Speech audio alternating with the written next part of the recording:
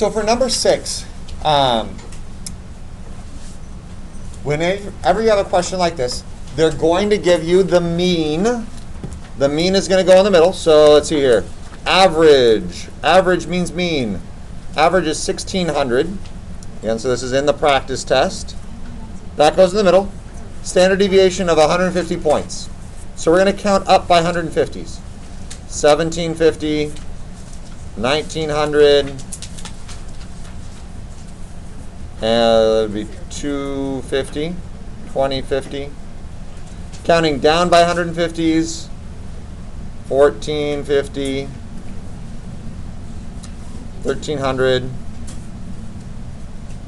1,150. I keep trying to put a decimal there. 1,150. Is that what everybody got for the bottom scale? Then, I'm going to split this into its sections and put the percentages for each section. Now, I have good news for you guys. Yesterday, during lunch, I talked with the other Math 3 teachers. We've decided that we're going to give you this. This is going to be up here the day of the test. So you have the 3 percentages for the empirical formula, 68, 95, 99.7. You have to know how to apply that then to this. We'll also give you the z-score formula and some hints on finding the lower and upper boundary. Essentially the formulas without the explanation. So here though, you need to be able to say, okay, well the middle two are 68%, cut that in half. That means this is 34%, 34%. The next two out, if I have the middle 4, that's 95%. But 95 minus 68 would be 27. Cut that in half. This would be 13.5%. 13.5%. This is just like what we ended yesterday with. If I go all the way out to the edges, almost. This last little pieces here, each of those was 2.35. Again, if you're watching the video, watch the previous video at the very end to see where those are coming from. And then the last edges here, this is again, if we have 68%, 95%, 99.7, all the way out to 3 standard deviations, that last 0.3% gets split. So 0.15% out here and 0.15% out here. You either are going to memorize these 4 numbers, or I'm going to give you these 3. You're going to use those 3 to find these numbers. Does anyone have questions about how we did that yesterday?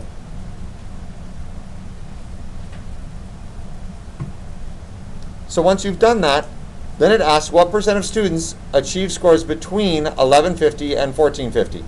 So here's 1150. Here's 1450. Does everybody see that there's 2 sections in between there? Thank you.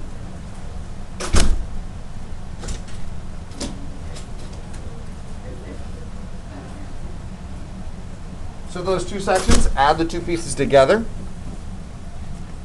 2.35% plus 13.5%. Add those together, 13 plus 2, we got 15.85%. Does that make sense to everybody for number 6?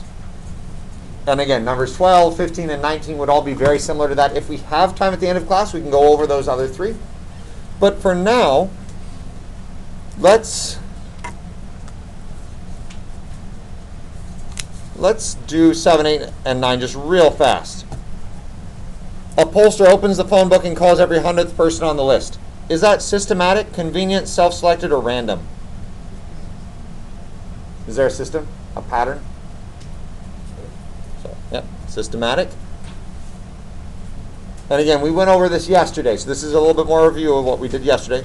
Principal uses a random number generator to pick random student ID numbers, then sending surveys to each of the students picked. Yep, random sample. And then 9, a poster on campus asks students to take a survey, fill it out, and return it to the principal's office. Self-selected. They're choosing to do that. Does everybody feel confident they can pick questions like that to answer those types of questions of which kind of sampling method is being used or should be used? All right, so on to the next page now. Number 10 is also similar to one that we did yesterday. If a sample has a variance of 11.2, what's the standard deviation? Think back. Remember that if you're given, and I'll put it up here, this is what we talked about yesterday. They're telling you the variance, sigma squared. Sigma is the standard deviation. How do I go from variance to standard deviation? Talk to the people next to you. I should have like at least half of you guys, everybody should be able to answer this one instead of one person.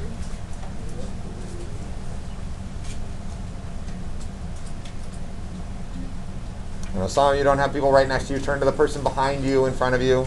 Talk with someone nearby. What do you do if I have variance and I want standard deviation?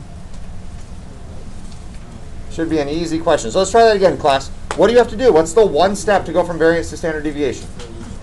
Square root. Is everybody good with that? So here, go ahead and do that. 30 seconds, literally 30 seconds. Tell me what the answer is for number 10. When you get it, you can just shout it out.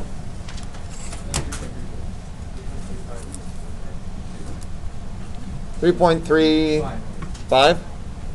Anybody else get 3.35? Or 3.34? Does it round? So again, just the square root of 11.2. Square root of 11.2. Yeah. It says one decimal place. Is that what you're saying? Yeah. Yeah. So you guys, there's been some debate about this. We had a teacher who does teach a lot of the stats classes. They really didn't like us rounding to one decimal place, but that's what the instructions say.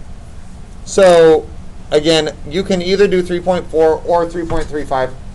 I would say follow the instructions. But if you somehow miss the instructions and you forget to round to the appropriate decimal place, as long as you show all your work, you'll be okay. Does that make sense? The trick is the instructions say one decimal place, but in statistics you almost never are that imprecise. We'd really want to keep 2 or 3 decimal places. Does that make sense? So, kind of an interesting one there. But let's keep going. Number 11 now. For number 11, let's actually look at number 34 in the review. Everybody turn to 34 in the review.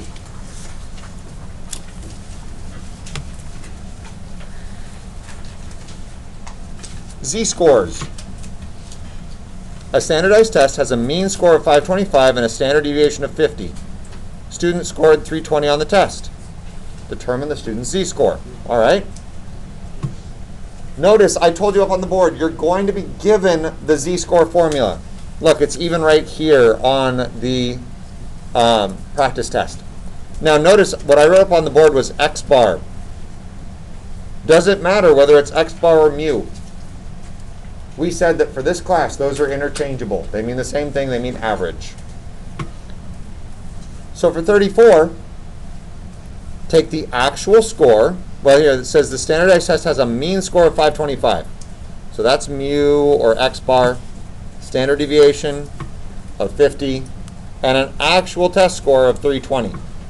So plug that all in, 320 minus 525 divided by 50. Get an answer. 320 minus 525, negative 205 divided by 50, negative 4.1.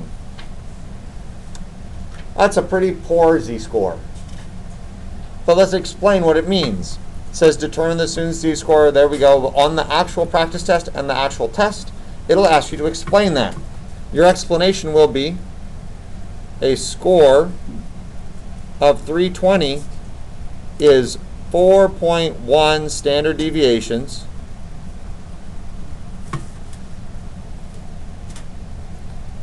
Is this one above or below? The negative means it's below, standard deviation's below the mean or the average. So with that in mind, I want you all to try number 11. 2 minutes max here to do number 11.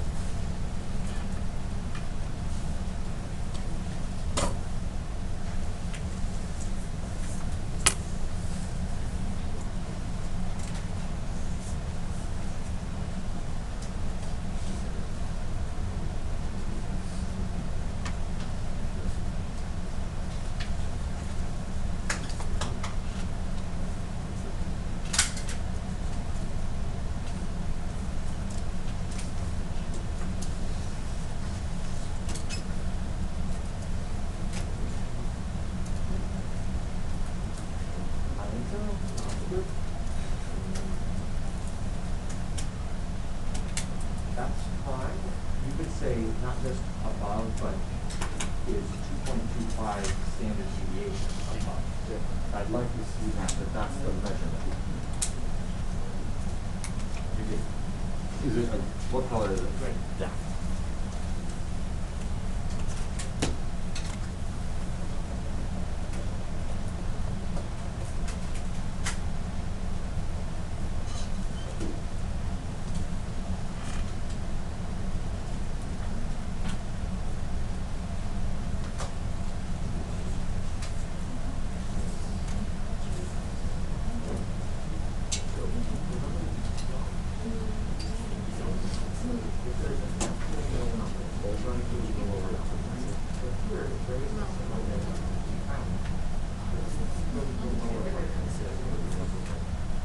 Oh, you said 11 or 5. Oh.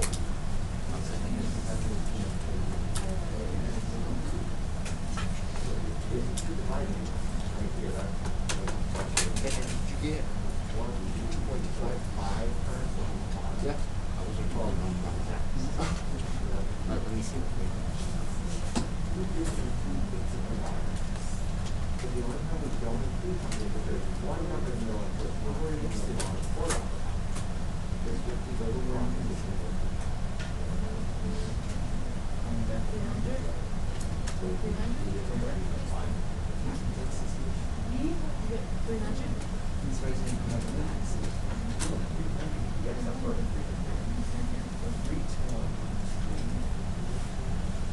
All right. Oh, yeah. Sign out. Take the pass. So here we go. What do we get for that one? Let me get you guys. 11A. What was our answer? Saul, what did you put for 11A? 11A, I got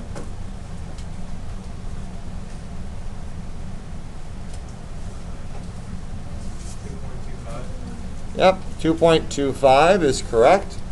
So what does that actually mean then? Caitlin's not here. Not here. So Nathan S., what does that 2.25 mean? The 2.25 means it's, well, it'll be below the 2.25, right? So the 2.25 is positive, which actually means it's Oh. above this time. I got negative. That's why. Okay, so you probably switched the two numbers then? So you want to check how, and I can look at it for you. You Yeah. probably just got them backwards. But So is it'd be above. it'd be above the average or above the mean. So again, the stop phrase that I would say use every time, a score of, in this one, 384 is 2.25 standard deviations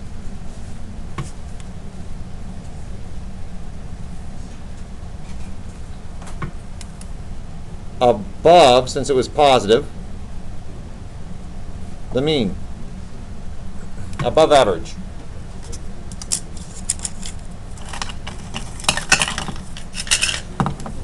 Any questions on that one? Okay, number 12 is one of the ones I told you to do for homework. If there's time, we'll come back to that one, okay?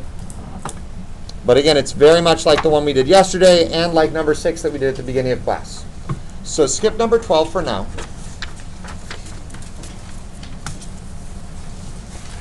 And let's look at 13. 13 gives us a 5-number summary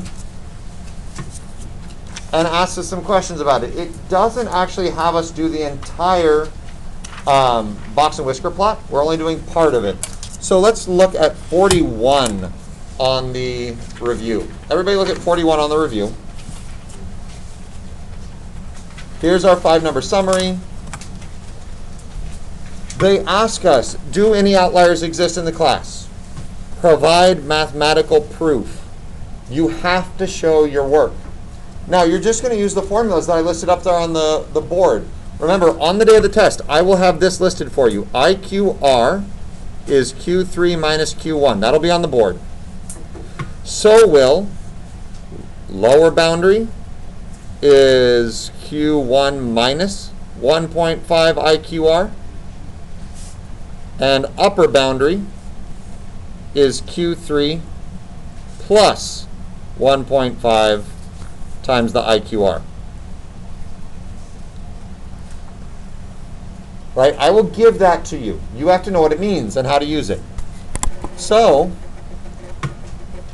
IQR, Q3 minus Q1, 71 minus 54.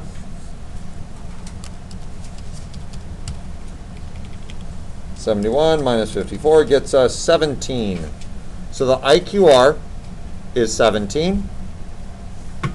So then my lower bound is going to be 54 Q1 minus 1.5 times that 17 I just found.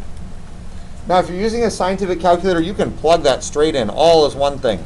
54 minus 1.5 times 17. Get an answer. Looks like 28.5. That would be my lower boundary.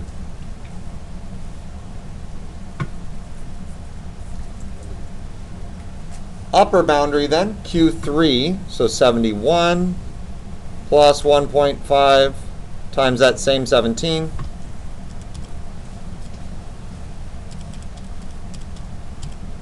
Gets us 96.5.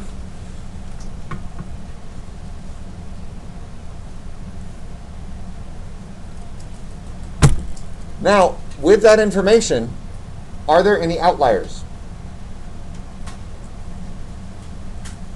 Right, the 28.5 is down here below the minimum. Oops, 28.5. Upper boundary is 96.5. Yeah, there are no outliers. What happens on the test if you just write no? You're going to get full credit for that? Maybe partial credit if I'm feeling generous. The whole point here is your work for this problem. I want to see this. Does that make sense? So now, I'm still going to answer it. The work isn't enough. Yeah.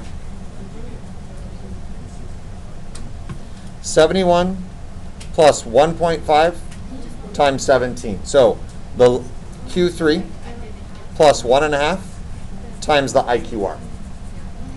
Now, everybody, real fast, if you're using one of these basic calculators, they don't do order of operations. If I want to get this 96.5 off of a calculator like this, I have to do 1.5 times 17, get an answer. That's the 25.5 plus 71, 96.5. If you just put it in order, 71 plus 1.5 times, oh, right there. Do you see how it did the addition for me already? Now when I do times 17, I get this giant answer, which makes no sense, right? It's way away from everything else. Whereas if I use a scientific calculator, it has no problem doing the order of operations for me. Does that make sense to everybody? You need to know what your calculator is doing if you're going to use it. So now, I know that there are no outliers, and I'm going to say that, and we're going to explain it. I've run out of room here, so I'm going to write it up here. There are no outliers because everything or all the data values is between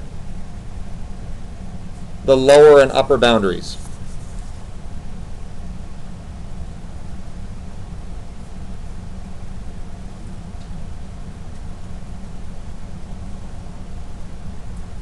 right? If there was an outlier, you'd say, okay, well, this one's an outlier because it's below the lower boundary or above the upper boundary.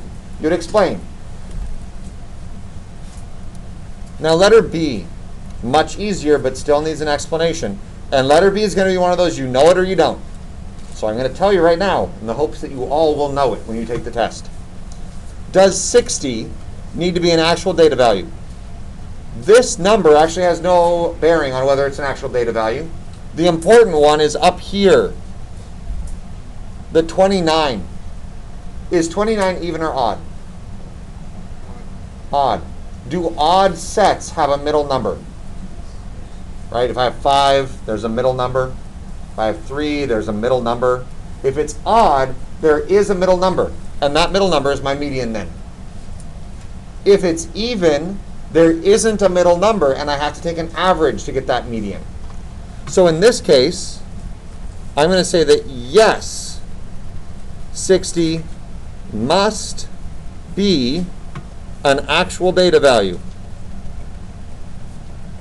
And the reason I know that must be an actual data value because there was some debate in second period earlier today. There is an odd number because it's one odd number. There is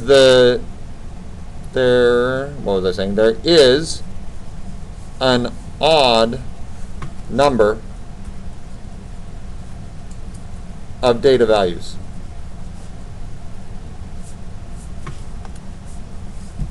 You could even go a little bit farther and say that, again, because it's odd, there is one middle number. But this would be enough. The fact that you're making the connection that it's 29 is odd, which means there's one middle number. So again, if you wanted to add to that, which means there is a middle number.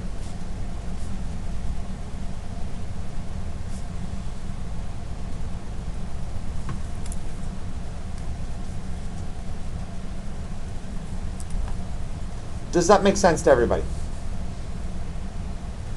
If it's odd, there is a middle number. That's your data about values, or the data set's median here. The data set's median. If it's even, you have to take an average, so that doesn't have to actually be a point. So with that in mind, everybody, try number 13 on your practice test.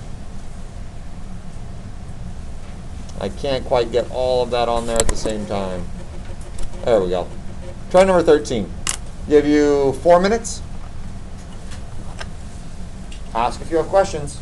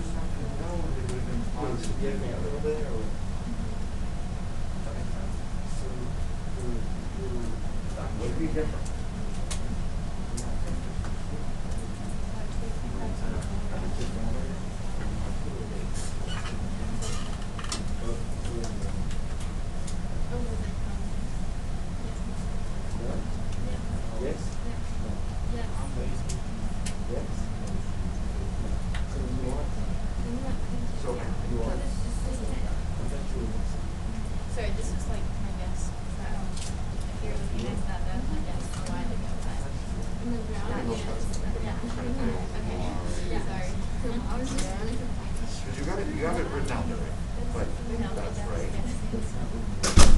I'm gonna check the other. No, Mexican though. There's no outliers. There's not Mexican. There's no outliers, right? This is scary.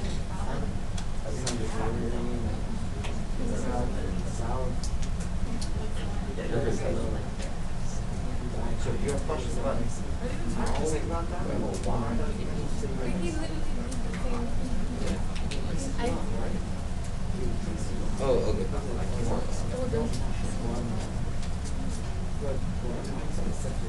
Yeah, you're good.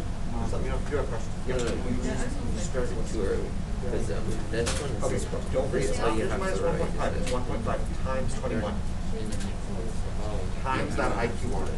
Oh. Does that make sense? You find the IQR, then you put that into your formula. Yeah, so go ahead and put that in.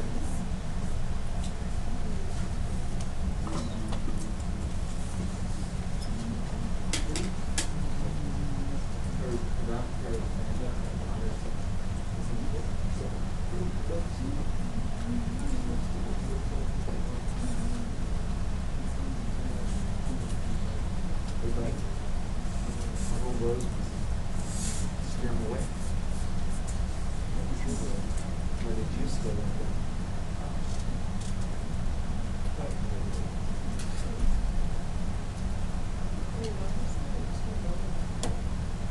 Huh?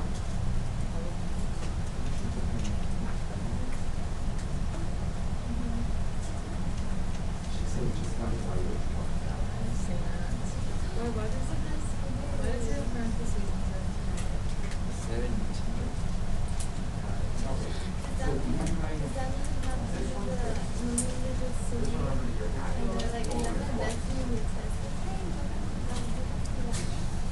And that's the nice thing about having it. You don't want to take the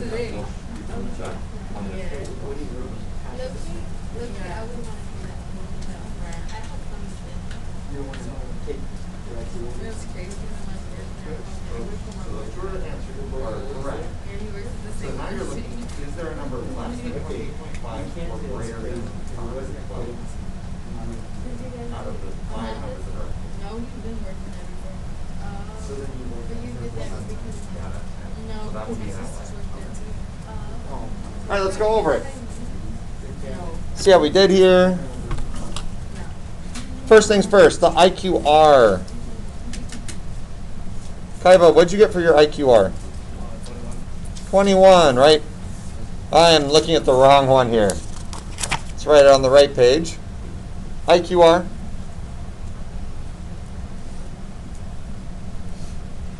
I skipped A because I was looking at the wrong one. So let's go ahead and do part B quickly, and then we'll go back to part A. So IQR, 21, right? 81 minus 60. From there, let's get the lower boundary. Nick, did you get a lower boundary?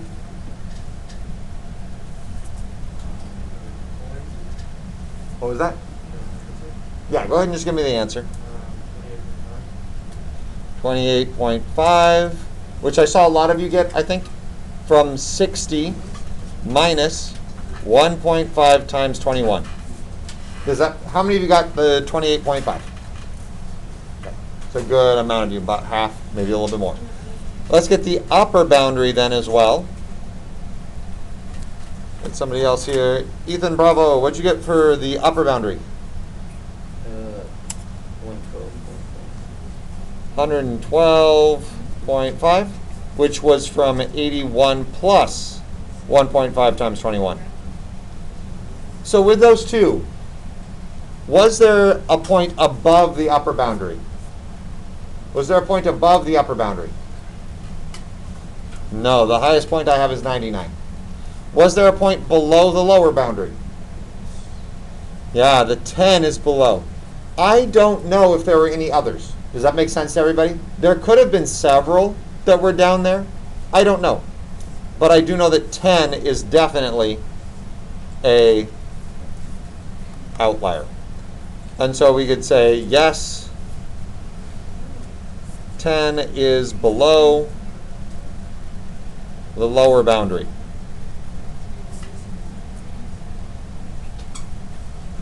Now we'd skipped A, let's go back here.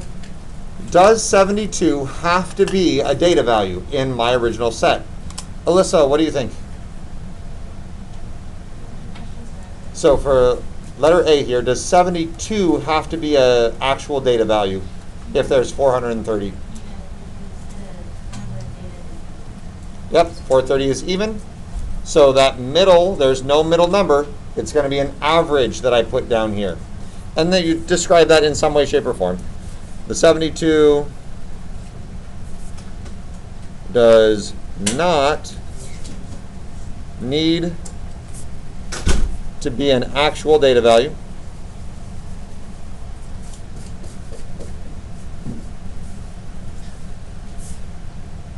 Because there are an even, this is where, again, I'm not sure if it's R or is. There is an even number.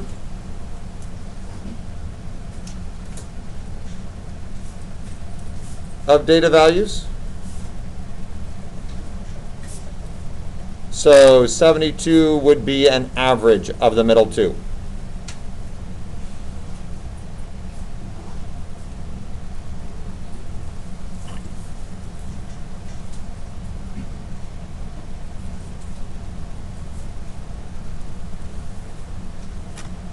You do not need to write that exact thing. You just need to explain some way, shape, or form that you're going to have to take an average to get that 72.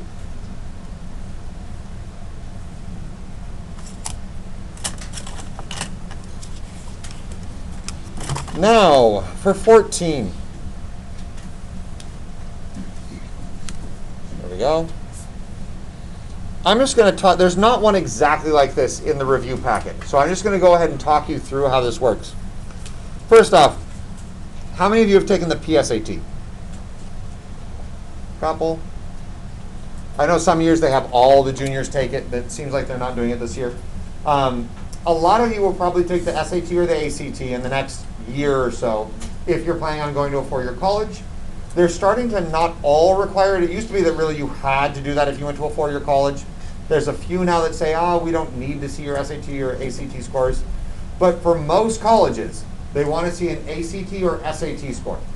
You could take both tests. The problem is that their scoring is vastly different. Literally, I could score a 1550, like we've got here, on the SAT, score a 30 on the ACT, and those could both be good scores because their scoring systems are completely different. So how do you know which one's the better score? If the college only asks for one, which one do you tell them? Does that make sense? Do you see the problem here with not having some way of comparing them? Z-scores are a great way of comparing. They let us know how you did compared to everybody else. So let's work this out. It says Sally took 2 exams for the college applications. One's the SAT, and she scored a 1550 on that one. So the SAT, she scored a 1550. On the ACT, scored a 26. Without more information, I don't know which of those scores is better. So they give us the average of the SAT and its standard deviation, and the average of the ACT and its standard deviation.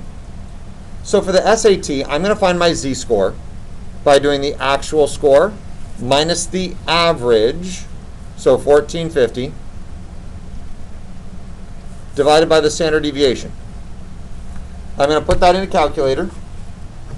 1550 minus 1450 is 100, divided by 270. I get 0.37037. So a z-score of essentially 0.37. I want you guys to do the exact same thing for the ACT right now. Everybody do the ACT one, if you haven't already. Give you 30 seconds.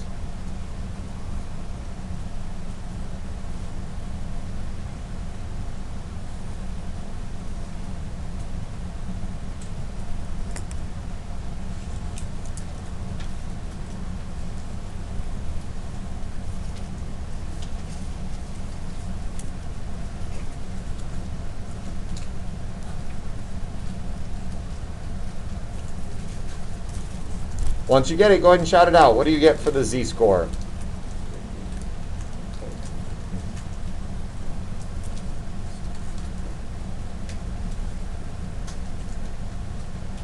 How many of you got 0.50? So which score is better? The ACT or the SAT score?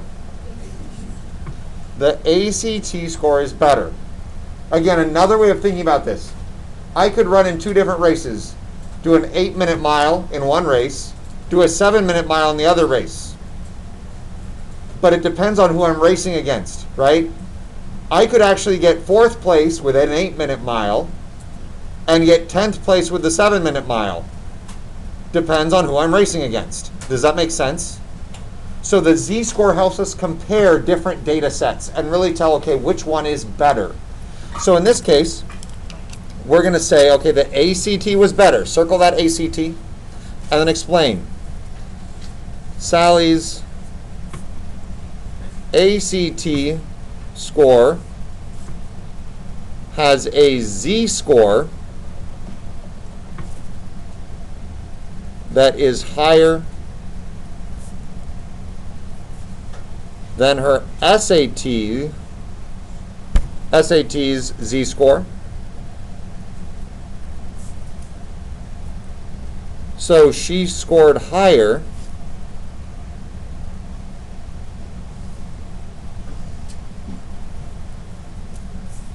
You could say she scores higher on the ACT or higher than more people on the ACT, something along those lines. Or it's a better, the 26 is a better score on the ACT, higher than the average, or than, let's do than more people. Actually, if we're going to be real precise here, she scored higher than, what's the best way to phrase this? Higher than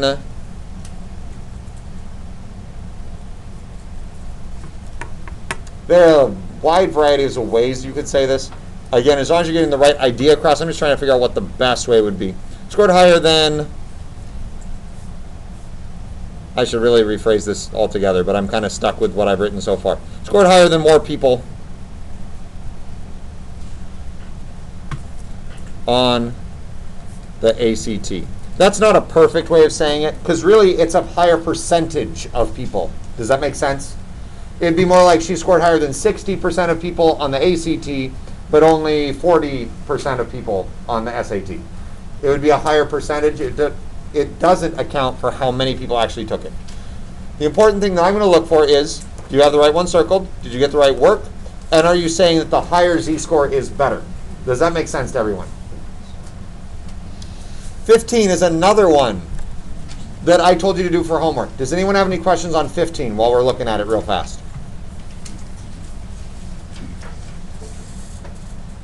Okay, if we have time, we can come back to that, but there's a couple more that I want to go over with you guys. Let's wait on 16. 16, I did a similar problem with you guys yesterday. Okay, this is just making a box and whisker plot. We'll come back to that in just a minute, but let's look at 17 and 18. These are new. We didn't do these yesterday. If I want to find the variance and standard deviation, I need to fill out this table. Remember that you list the values right here. So 5, 7, 8, 14, 16. This is the mean. Everybody, 30 seconds. Find the mean of this data set. Add them all together, divide by 5.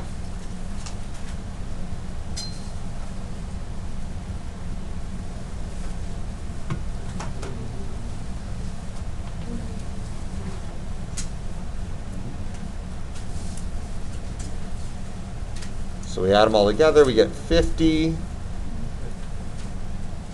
divided by how many terms were there? 50 divided by 5, what's the mean then? 10. So this whole column is 10. 10, 10, 10, 10, 10. Next column, we subtract those. 5 minus 10 is? Go ahead and keep the negatives on it. Negative 5. 7 minus 10 is? And you guys, you can just say it if you've got it. -3, 8 minus 10, 14 minus 10, and 16 minus 10. Does everybody remember doing this? It's been like 2 weeks since we did this one, so I want to make sure that we're good. Did all the subtractions. Now we square them all.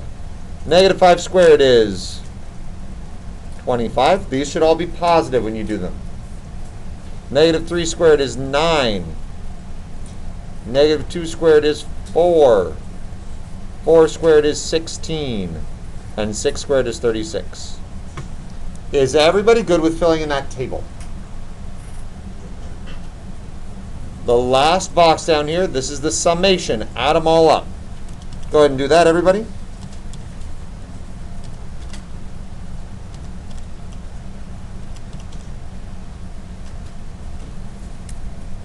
What do we get?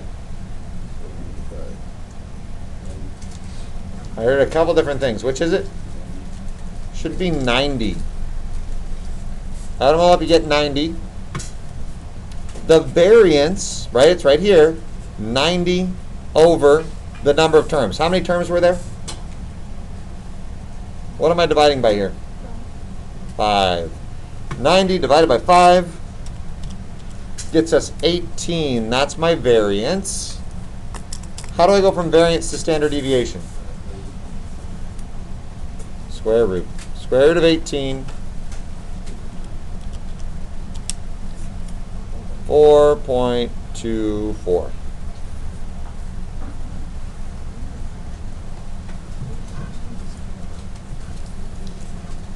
And then 18. We did a couple like this.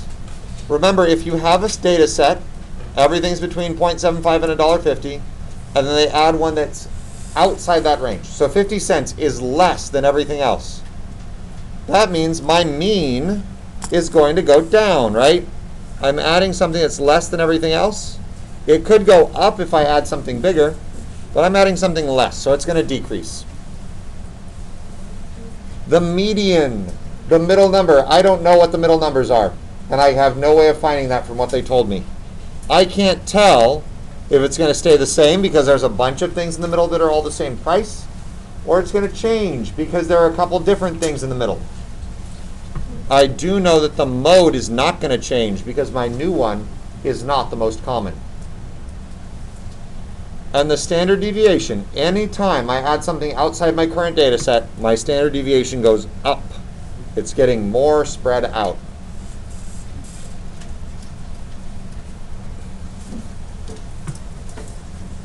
All right, so then 16, let's go back to this one. Coming up with a box and whisker plot. Let's see how quickly we can do this. We've got about, we've got more time than I was thinking. We've got almost 10 minutes still. So, let's do this together. If I have 1, 2, 3, 4, 5, 6, 7, 8, 9, 10, 11, 12, 13, 14, 15, 16, 17, 18 numbers, is there a middle data value? No, there's not. So I'm going to go in 1, 2, 3, 4, 5, 6, 7, 8, 9. Those two are in the middle. So what am I going to put for the median? Yeah, 64.5. Now let's get the other ones. What's the minimum? Mark, what's the minimum? 32. And let's get the max. It's not here today. Also not here. Russ and Preet, what's the maximum? 87 is correct. And then let's get, oh, not here either. Q1, 1, 2, 3, 4, 5, 6, 7, 8, 9. Is everybody clear that the 64 goes with the bottom set? So I have 9 things on the bottom. What's the middle one of the bottom? Alejandro, what do you think? So it should actually be right in the middle. 1, 2, 3, 4, 5, 6, 7, 8, 9. If you kind of count in 1, 2, 3, 4, 5. Does that make sense, Alejandro, that that's directly in the middle? So no averages. 60 is your middle number. And then Q3. Keep drawing people that are not here. Ethan Rocco, what's Q3? 77.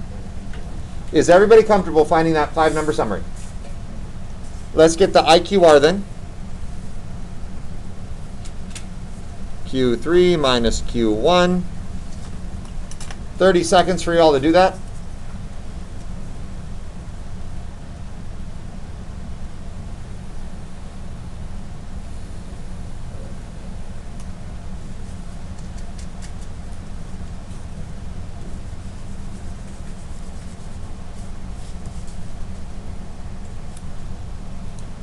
All right, Kaiva, what'd you get for the IQR?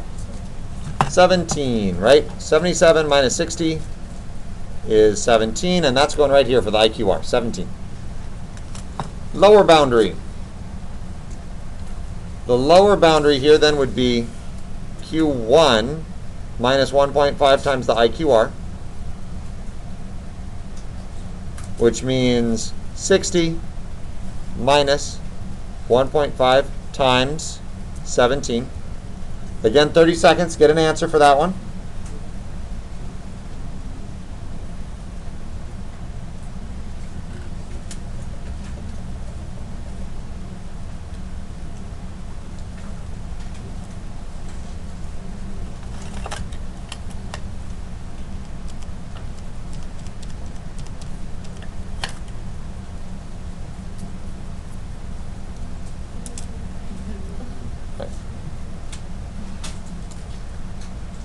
Kathy, did you get an answer for that one? I got it. 30. It should be 34.5. Does that make sense? So lower boundary should be 34.5. Upper boundary. Same thing, but Q3 plus 1.5 times the IQR.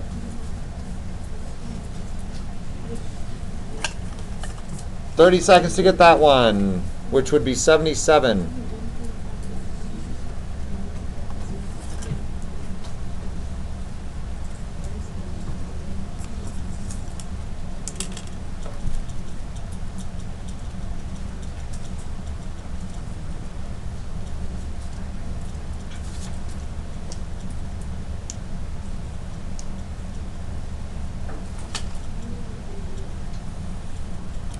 All right. Bianca, did you get an answer for that one? For the upper boundary? Okay. So it's okay. Keep working on it.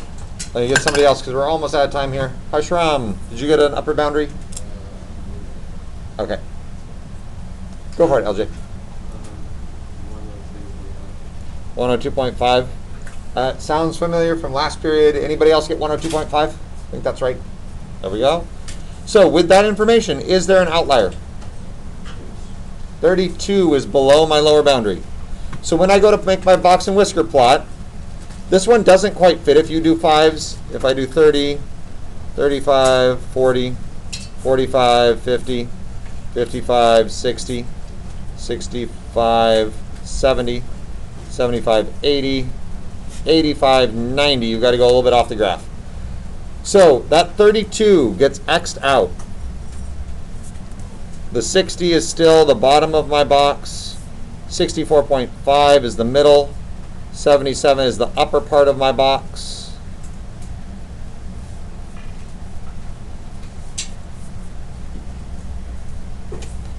$87 is still fine. It is inside my upper boundary.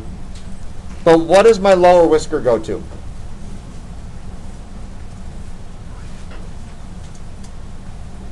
What's the next lowest number?